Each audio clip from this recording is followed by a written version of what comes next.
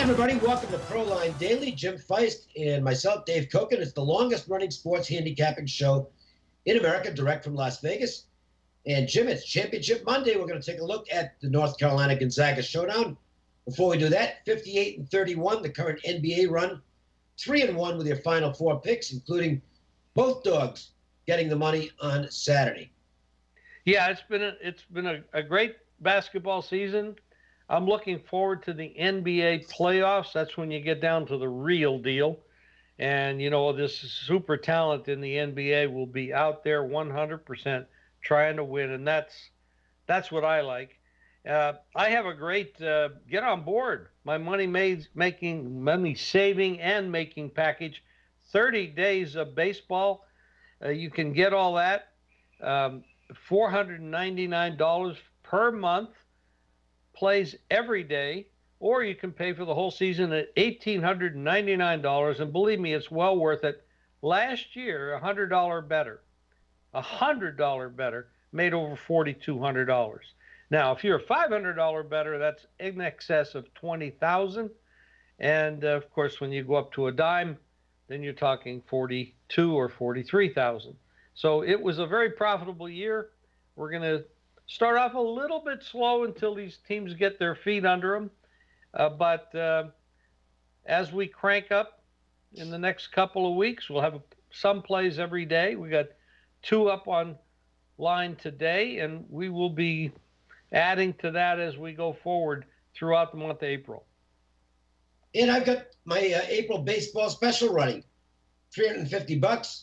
You can get it online. You get all the plays that I post online by doing that package, so you're going to save quite a bit of money. I don't need to hard sell the baseball, that's for sure. I think most people I've been doing this for a while, and most people know that it's a strong game for me.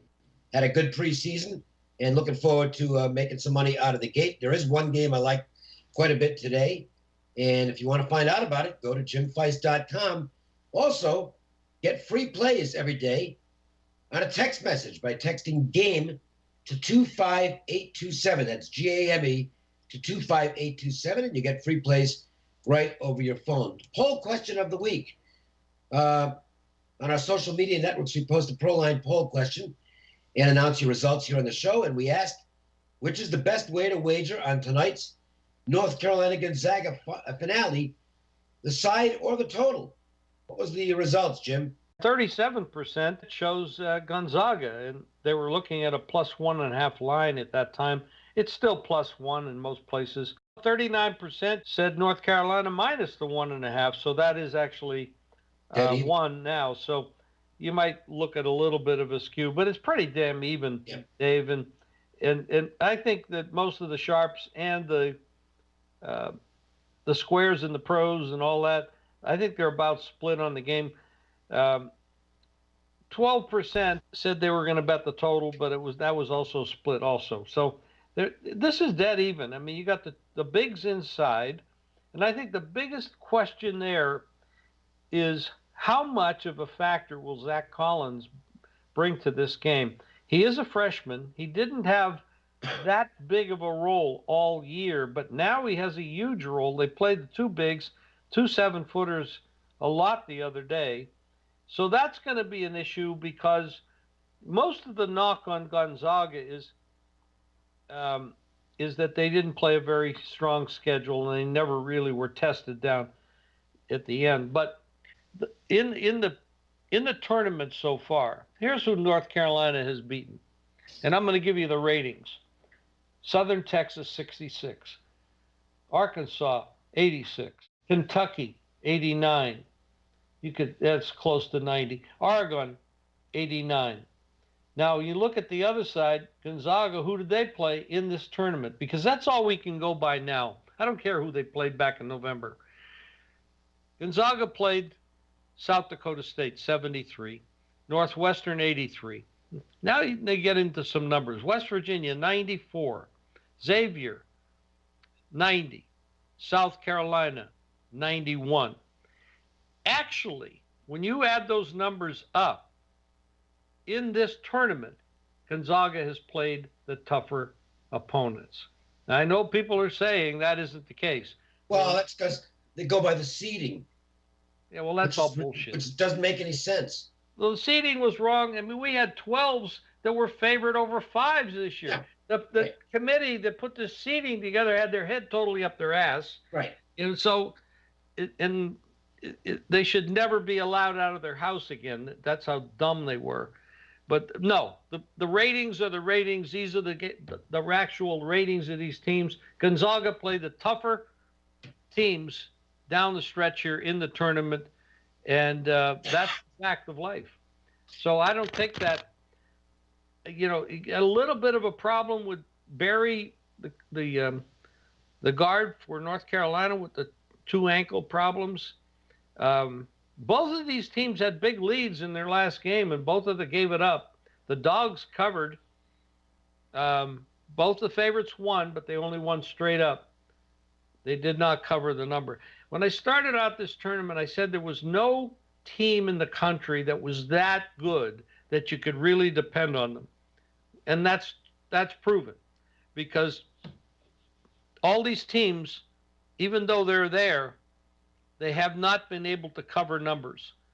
And when you look at Gonzaga, they've covered 1 number, lost 3, and pushed 1, and that could have been a loss too. So then you have the other side. That's right. In North Carolina, they've covered twice and lost 3 times to the number. So both these teams have been underperforming with regards to the Vegas line. That's not all that impressive. And a lot of people look at that and say, that's pretty mediocre. None of these teams are really outperforming their own potential. They're not even living up to their own potential. I think the factor for me, and I don't have a strong opinion on the game. I made that clear in the blog. So, half unit max for me. And to me, people who put big money on this game are just guessing, because there's very little to choose. I think Gonzaga might actually have slightly more talent. But one factor I do like on the North Carolina side, all their key guys, they don't need to have good memories to think back to a year ago, basically today, and losing a heartbreaker at the buzzer to Villanova. I mean, this whole team, all these guys played in that game. So I think they're, if you have that championship game pressure, I think North Carolina may be a little more used to the surroundings than Gonzaga, so that could be an early edge for the Tar Heels. But once the game gets rolling, I think that goes out the window. So I made a very slight lean on North Carolina, and that's as far as I went on the game, Jim. I don't think there's much to choose between these teams. I think they're very even. They power rate about the same. Mark Few has made some very good in-game adjustments. You might want to give him a slight edge, I suppose, over Williams as far as that goes. But, it's really splitting hairs. This is what a championship game actually should be, a game that's really tough to call going in. I'm sure there's some people listening right now that are absolutely convinced that either North Carolina or Gonzaga is the better team, but the numbers just don't bear it out. The numbers say this is a really close game. I power rated it at North Carolina 1.5. That's also where I thought the line would come, so I got that right. And unfortunately, getting that right doesn't really give me a side in the game. Well, normally, if this was a game during the week and they had 10 other games to choose from, no chance I'm playing. You'd probably pass it. But it is a marquee game. It's a game we all are going to watch. It's going to have a big audience. I think we should mention this. We don't talk about women's basketball much, collegiate basketball, but the other day, Mississippi State knocked off Connecticut, who had won 111 consecutive games, which is absolutely incredible. Well, they knocked them off, and of course, coming off, that was an overtime game, and I think their previous game was overtime as well.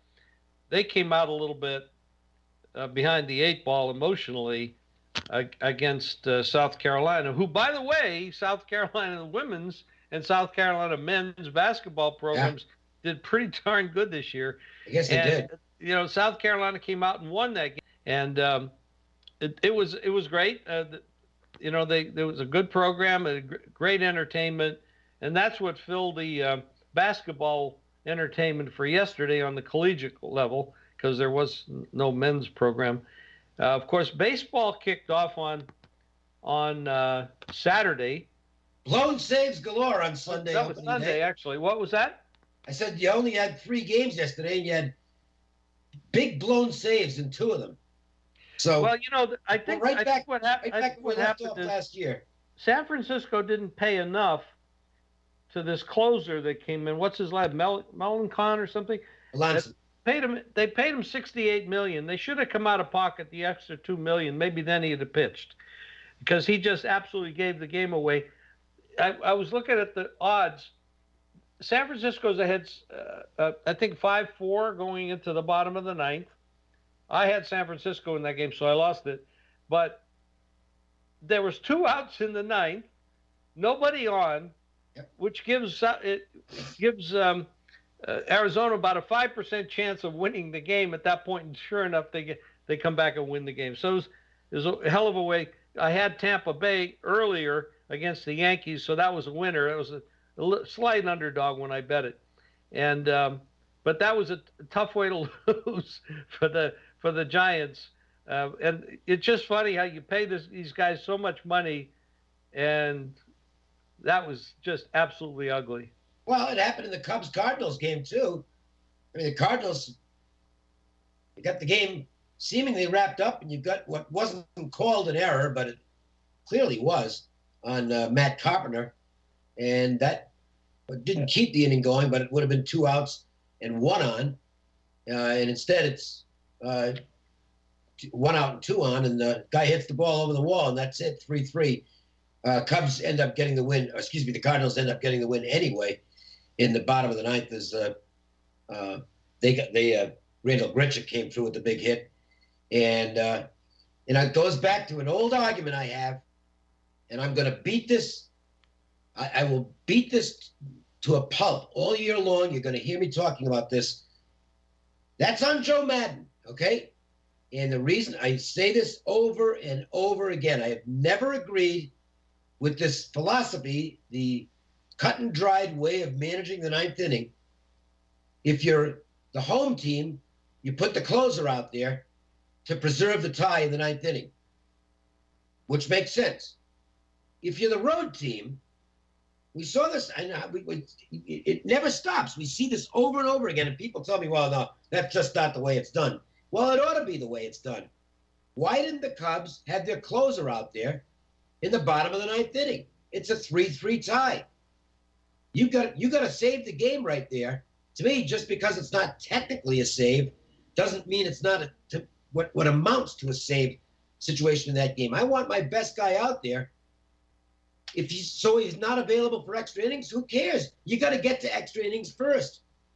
If you don't get to extra innings, then all that means is you didn't use your best guy and you ended up losing the game. It goes back to that playoff situation last year with the Orioles, and I'm screaming, bring Zach Britton in the game. Zach Britton never got in the game for the Orioles in their playoff game, and they ended up going home in a one-and-done situation.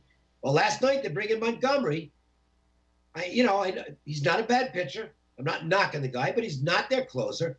He's not Wade Davis. That's the guy they paid in the offseason to get the big outs. He's sitting out in the bullpen not doing anything. I think big league managers handle it all wrong, and I'm right on this seemingly more often than I'm not. So to me, that's on Madden. Bring your guy in and get him out there in a 3-3 game. Then worry about what you got to do to protect the lead in the 10th or 11th or 12th or whatever it is at that point. The idea is you got to keep the game going. Montgomery didn't, and the Cardinals are 1-0, and the Cubs are 0-1. So there's my rant for the day. I agree with you, Dave. I mean, I'll do the same thing in basketball. When you're up 3 points at the end of the game, there's 5 seconds on the clock, and the other team is bringing the ball down. They're going to shoot a 3. Foul them. Yeah. The only argument, I have one argument against that, and it's not a strategic argument because clearly that's the right move from a strategic standpoint. The problem is that a lot of these teams, now we saw it executed perfectly absolutely perfectly by Gonzaga on Saturday against South Carolina. But a lot of times you'll watch this in the regular season, and the coach that tries to foul, the players can't execute it. They're just not smart enough to execute it properly. They end up fouling on a 3-shot opportunity. Well, that's I see it over and over. And that's why a lot of coaches, I think, don't utilize that strategy because I don't know how else to say this. They're afraid their players will screw it up, and they're probably right. You know what? That is an excellent point. I think the strategy is right to do it. Yes. But if your players can't perform it correctly, then that's not going to work. Yeah, I mean, I've seen it so many times. Like they just don't know when to commit the foul. Gonzaga did it perfectly. What did they get at what, 3.5 or 4.5? They couldn't have done it any better. If they'd have waited at all, somebody would have launched a 3, and they might have lost the basketball game. But that's what good teams can execute that stuff. Anyway, let me give you a free opinion for tonight. I have one, and this is on the Angels-A's game, and I don't have a lot in terms of concrete stuff on the game. I think the pitching matchup between Alaska and Graveman's fairly even. I would rate the bullpens fairly even. In fact, I might even give a very slight bullpen edge to Oakland. But I think I've stated this a few times, so it's reinforcing something I've already stated. I think the Angels are underrated by a lot of people coming into this season. The over and under win total on them was that they would be a losing team. I think they're going to be a winning team. It won't take long for the odds makers to catch up if I'm right. But I think there's a little value on the Angels coming out of the gate. And Oakland, I know you don't put a lot into preseason, but they did lose 6 in a row to end the preseason. Not exactly the way you want to go into the season. I don't think, this isn't exactly a revelation. They're a pretty bad baseball team. They're going to finish last in that division. And I think 70 wins is about as much as you're going to get with Oakland. And that's reflected in the total. So I think there's a little value in the Angels at minus 110 here. I think I make the game minus 125. So some value on the Angels and enough for a small play on the Halos, Jim. Well, that sounds good. I didn't bet that game. I have a couple of total plays. I'm looking at some side plays, but I have not fired the gun yet on some of them because, like I said, I go a little slower in the morning. Yep. At the beginning of the season, you want to see these teams get their feet on the ground and I like to get through one rotation at least with the starters and some bullpen usage and stuff, to get it going. But I noticed that this one game, this is interesting to me, is that Milwaukee, and I know you have good insight on all these games, Dave. Milwaukee opens up a 119 favorite at home. That's Gray against Guerrera. And now Gray is favored 122, 125 on the road. Yep. You feel that's a warranted move? Because Milwaukee is a team a lot of us thought that they might be a fairly solid team this year. Well, I'm not one of those people. Oh, you like the other side of it? No, I don't. Well, no, I don't. The Rockies are going to have to prove it to me too. But I do like John Gray against Javier Guerra, or Junior Guerra. I beg your pardon. I thought Guerra was a bit of a fluke last year, and I think he's going to get knocked all over the place this season. But the Rockies, of course, have never been a great road team, so it's not a game I chose to get involved in. But I understand the support to the Rockies. I think bettors are looking at Gray as a legit number 1 starter, and he might very well be that. Quality pitcher. And the Brewers, Guerra, I think, look, let's put it this way. For people who look at exhibition stats, they can't be real enthused about how Guerra pitched down in Arizona. He was absolutely horrible this spring. And you will get action against some guys who had nothing in the spring because people are going to look at that and say, well, there might be a carryover. I didn't play it at Pick'em, or not to make an excuse, but my computer had a problem last night, and I was offline for several hours. I might have bet the Rockies as an underdog. I'm certainly not going to bet them now as a minus 120 favorite. There is one game I like quite a bit today. That is based on my perception of one of the pitchers involved. I think there's a go-with guy on today's schedule who I think is going to have a breakout season in 2017 and become a true number one. So talk about that later on. If you want to find out what that game is, it's online. You can buy it at jimfeist.com. And if you want to get free plays every day on a recorded message, the number to do that is 888-294-1970. Yeah, Dave, you can the people out there can follow me on Twitter, Facebook, Instagram at Jim Feist Sports, and you can get free plays daily by texting GAME GAME to 25827. We'll send you a free play right to your cell phone. Baseball last year was 212 and 160, mostly small favorites or underdogs. $100 better would have made $4,200. Sign up for the entire season. I mentioned it earlier, right here online, for $1,899 for the whole season, or $499 a month at jimfeist.com. We're doing this on a mostly every weekday basis, trying to get you some good information. So make sure and check it out tomorrow. Another edition of Proline. See you, Jim. See you, Dave. Bye-bye.